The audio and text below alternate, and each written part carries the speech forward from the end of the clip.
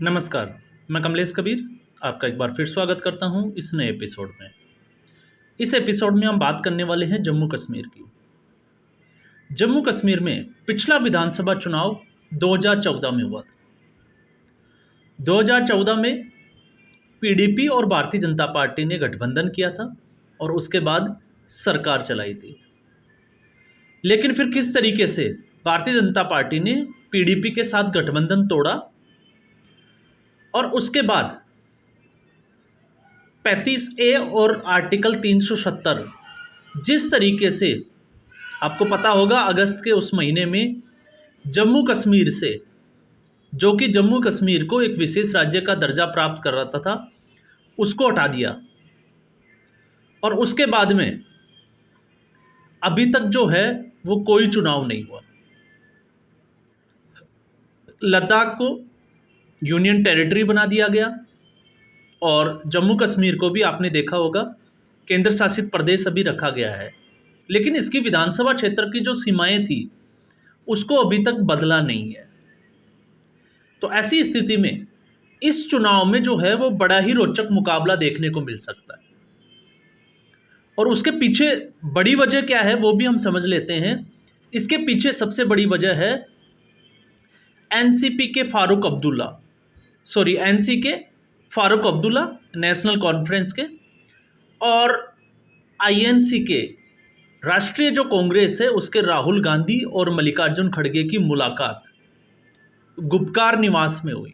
गुपकार निवास आप सभी को पता होगा, जहाँ पे फारूक अब्दुल्ला रहते हैं। इससे पहले वो मुख्यमंत्री भी रह चुके हैं। उसके बाद उनके बेटे उमर अब्दुल्ला भी मुख्यमंत्री रह चुके हैं। लेकिन ये उस वक्त की बात है जब धारा 370 वहाँ पे लागू होती थी। अब सियासी मायने से अगर हम देखते हैं तो धारा 370 के हटने के बाद में जम्मू कश्मीर में काफ़ी कुछ बदलाव जो है वो देखने को मिला है। और इसी के लिए इस धारा 370 के हटने के बाद में, चूंकि ये जम्मू कश्मीर में पहला चुनाव है, इससे पहले लोकसभा चुनाव भी हुआ है, लेकिन विधानसभा के लिए ये पहला चुनाव है, इसलिए सभी पार्टियां, फिर चाहे वो क्षेत्रीय स्तर की हो चाहे राष्ट्रीय स्तर की हो, अपनी जीत सुनिश्चित करने के लिए, जिसको हम कहें कि हुंकार भर चुकी है, या फिर कुछ पार्टियां जो है वो गठबंधन के रास्ते पे हैं, जिस तरीके से हमने बात की नेशनल कॉन्फ्रेंस और कांग्रेस पार्टी। और उस गठबंधन के पीछे की सबसे बड़ी वजह जो है वो है मुस्लिम वोटों को इकट्ठे रखना और साथ में धारा 370 को, क्योंकि कांग्रेस पार्टी और नेशनल कॉन्फ्रेंस धारा 370 के हटने के बाद में लगातार इस मुद्दे पे जोर दे रही है कि किस तरीके से जम्मू कश्मीर को वापस से विशेष राज्य का दर्जा दिया जाए। और ये सारा जो है वो राजनीतिक रोटियां सेकने के लिए हो रहा है, क्योंकि विशेष राज्य का दर्जा देने से पहले आपको ये भी समझना होगा कि यहाँ पे जो पहले जो सीटें थी उसमें 24 सीटें पीओके की भी जो है वो फ्रीज करके रखी हुई थी। मतलब पीओके की 24 सीटें जो है वो भी काउंट होती थी, लेकिन उसके ऊपर वोटिंग नहीं होती थी, क्योंकि अब वो भारत का हिस्सा नहीं है। इस वक्त वो जो है वो पाक के कब्जे में है, पाकिस्तान के कब्जे में है। तो स्थितियाँ बदली है। जम्मू कश्मीर में जो है वो सीटों की संख्या जो है वो बढ़ा दी गई है, ये भी आपको पता होगा। और कश्मीर की अगर हम बात करें तो यथास्थिति में वो चीज़ें रखी गई है। तो किस तरीके से रखी गई है वो भी अगर हम समझें तो आपको ये देखा होगा कि इस वक्त जो है विधानसभा की जो सीटें हैं पहले के मुकाबले 7 सीटें जो है वो बढ़ा दी गई है। एक चीज़ ये पहले हमें ध्यान रखना चाहिए। और अब जो सीटें जो है वो 90 सीटों के ऊपर चुनाव होने वाले हैं। और 90 सीटों में इससे पहले हमने देखा कि 87 सीट थी, और अब जो है वो सीटों की संख्या अगर हम देखें एक केंद्र शासित प्रदेश के तौर पे, विशेष राज्य के तौर पे नहीं, तो ऐसी स्थिति में अभी जो है वो जम्मू की 43 सीटें हैं और कश्मीर की जो है वो 47 सीटें हैं। तो जम्मू की इससे पहले 37 सीटें थी और 6 सीटें जो है वो जम्मू डिवीजन में बढ़ाई गई है। और उम्मीद ये लगाई जा रही है जिस तरीके से नेशनल कॉन्फ्रेंस और कांग्रेस पार्टी भारतीय जनता पार्टी के ऊपर हमलावर है, उससे आप अंदाज़ा लगा सकते हैं कि ये जो 6 सीटें जो है वो जम्मू में इसलिए बढ़ाई गई है ताकि बीजेपी का दबदबा वहाँ पे ज़्यादा है, इसलिए बीजेपी ने अपने फ़ायदे के लिए सीटें बढ़ाई है। और इसका हमने लोकसभा चुनाव में भी देखा कि लोकसभा चुनाव में जम्मू डिवीज़न की 2 सीटों के ऊपर जहां भारतीय जनता पार्टी को जीत मिली थी, और ठीक कश्मीर की 2 सीटों के ऊपर जो है वो नेशनल कॉन्फ्रेंस को, और एक कश्मीर घाटी की जो सीट गई थी वो राशिद इंजीनियर जो कि जेल में बंद है, आपको पता ही होगा।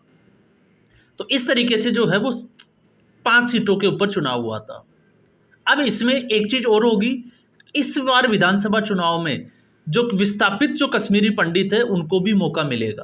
तो 90 सीटों पे जो चुनाव होगा उसमें, और इसके अगर हम देखें कश्मीरी पंडितों की अगर हम बात करें तो कश्मीरी पंडितों का वोट बैंक जो है वो भारतीय जनता पार्टी को जाने की पूरी उम्मीद है।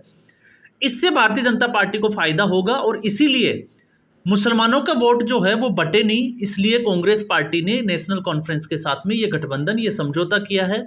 और उसका परिणाम जो है वो हमें लगभग 19 से 20 सीटों पे जो है वो इसका प्रभाव विधानसभा चुनाव में हमें देखने को मिलेगा, और ये पूरी की पूरी जो है वो इसमें उम्मीद लगाई जा रही है। और अगर ऐसा होता है तो फिर यहाँ पे देखिएगा, जब भी विधानसभा के चुनाव होगा तो विधानसभा चुनाव में नेशनल कॉन्फ्रेंस और लगातार कांग्रेस पार्टी जो है वो वापस से धारा 370 को या जम्मू कश्मीर को विशेष राज्य का दर्जा देने की घोषणाएं करती हुई आपको नजर आएगी।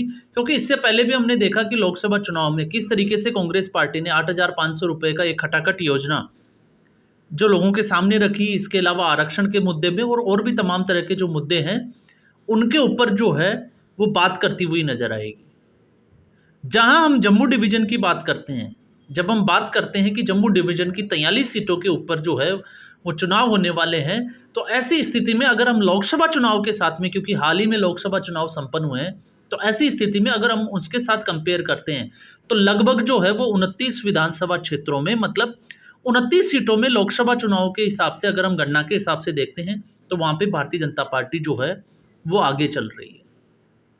और ठीक ऐसे ही कश्मीर में अगर हम देखते हैं उस तरफ से, तो 34 सीटों के ऊपर जो है वो नेशनल कॉन्फ्रेंस, तो यहाँ पे कड़ा मुकाबला देखा जा सकता है नेशनल कॉन्फ्रेंस और भारतीय जनता पार्टी के बीच में।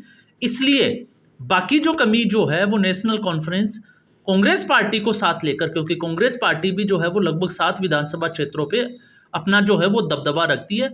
बाकी अन्य में अगर हम बात कर सकते हैं पीडीपी वगैरह, वो भी 5 से 6 सीटों के ऊपर जो है वो आगे चल रही है। तो यहाँ पे सारी जो रणनीति और राजनीति जो है वो टिकी हुई है जम्मू डिवीज़न की, क्योंकि जम्मू डिवीज़न में 43 सीटें, 90 में से अगर हम 43 निकाल देते हैं तो फिर 47 सीटें बचती है। और इन 43 सीटों पे अगर भारतीय जनता पार्टी अच्छे मार्जिन से जीतती है तो फिर ये मान के चलिए कि विधानसभा चुनाव जो है वो भारतीय जनता पार्टी के जो है वो लिए फ़ायदेमंद होगा। क्योंकि अभी तक अगर हम देखें कि परिसमन में हमने पहले ही बात की है कि इससे पहले 37 सीटें थी और अब जो है वो 43 सीटें कर दी गई है। अब यहाँ पे कांग्रेस पार्टी, और आपने देखा होगा अमित शाह ने भी उसके बाद में जो है वो ट्वीट जरूर किया है, और आपने ये भी देखा होगा कि कपिल सिब्बल जो है वो किस तरीके से आर्टिकल 370 जिसको निरस्त किए जाने के बाद में आपने देखा ही होगा कि सुप्रीम कोर्ट में उन्होंने एक याचिका PIL लगाई थी, और उसमें उसको असंवैधानिक तरीके से जो है वो हटाने की बात की गई थी। और इसमें आप जब देखोगे तो किस तरीके से, हालांकि भारतीय जनता पार्टी ने बड़ी सूझबूझ के साथ जो है वो काम किया था धारा 370 को हटाने के लिए, एक बड़ी प्लानिंग की थी 2 से 4 साल के लिए, और उसके बाद में किस तरीके से जो है वो उसको हटाया था ये पूरे देश ने देखा था। और यहाँ पे जहाँ कांग्रेस पार्टी, तो कांग्रेस पार्टी जो है वो ठीक उसी तरीके से आरक्षण को मुद्दा बनाने की कोशिश करेगी, बेरोजगारी को मुद्दा बनाने की कोशिश करेगी, और हाल ही में जिस तरीके से जम्मू कश्मीर में स्मार्ट मीटर जो लगाए गए थे बिजली के लिए, उसके खिलाफ भी जो है या उससे होने वाली परेशानियों को लेके भी जो है वो स्थानीय मुद्दों पे काम करेगी। लेकिन सबसे बड़ा मुद्दा फिर भी जो है वो होगा राज्य में धारा 370 की बहाली करना, यानी कि विशेष राज्य का दर्जा प्राप्त कराने के लिए जोर देना। ये जो है ये पूरी स्थितियों में ठीक इसके उलट जो है वो भारतीय जनता पार्टी फिर वो एम्स को लेकर काम कर सकती है, वो सड़कों को लेकर जो है वो जिसको कहें कि विधानसभा क्षेत्रों में उतर सकती है। और इसका मेन जो मुद्दा होगा वो होगा जिस तरीके से आतंकवादी जो गतिविधियां थी वो जम्मू कश्मीर में कम हुई है, और साथ में ही विकास कार्यों से जो बदलाव जम्मू कश्मीर में पिछले 10 साल से जो देखे गए हैं, उसके आधार पे भारतीय जनता पार्टी जो है वो ये चुनाव लड़ने की कोशिश करेगी। तो यहाँ पे मुकाबला जो है वो रोचक होने वाला है। हालांकि भारतीय जनता पार्टी की चुनौतियां जो है वो फिर भी कम नहीं है। भारतीय जनता पार्टी की जो चुनौतियां हैं वो इसलिए बढ़ जाती है क्योंकि अगर क्षेत्रीय दल जो है, क्योंकि क्षेत्रीय दलों की साख और पेट जो है वो उस क्षेत्र में ज़्यादा है, और ऐसी स्थिति में अगर क्षेत्रीय दल और बड़ी राष्ट्रीय पार्टियां, चाहे वो नेशनल कॉन्फ्रेंस हो और कांग्रेस पार्टी या पीडीपी अगर साथ चली जाती है, तो फिर भारतीय जनता पार्टी का जो है वो चुनाव में बहुत ज़्यादा मेहनत करनी पड़ेगी और फिर भी हो सकता है कि जो परिणाम है वो भारतीय जनता पार्टी के फेवर में ना आए। तो मुकाबला जो है वो सितंबर तक जो है वो आपको पता ही होगा, चुनाव आयोग ने पहले ही घोषणा कर दी है। तो ऐसी स्थिति में अभी जो है वो चुनावी तैयारियां जोरों शोरों पे शुरू भी हो चुकी है, और ठीक जिस तरीके से क्षेत्रीय दल वहाँ पे काम कर रहे हैं वैसे ही कांग्रेस पार्टी और भारतीय जनता पार्टी के बड़े बड़े नेता जो है वो जम्मू कश्मीर पहुँचना शुरू हो चुके हैं। आज के एपिसोड में बस इतना ही। उम्मीद करूँगा वीडियो एपिसोड आपको पसंद आया होगा। लाइक करें, शेयर करें और चैनल ज़रूर सब्सक्राइब करें। धन्यवाद।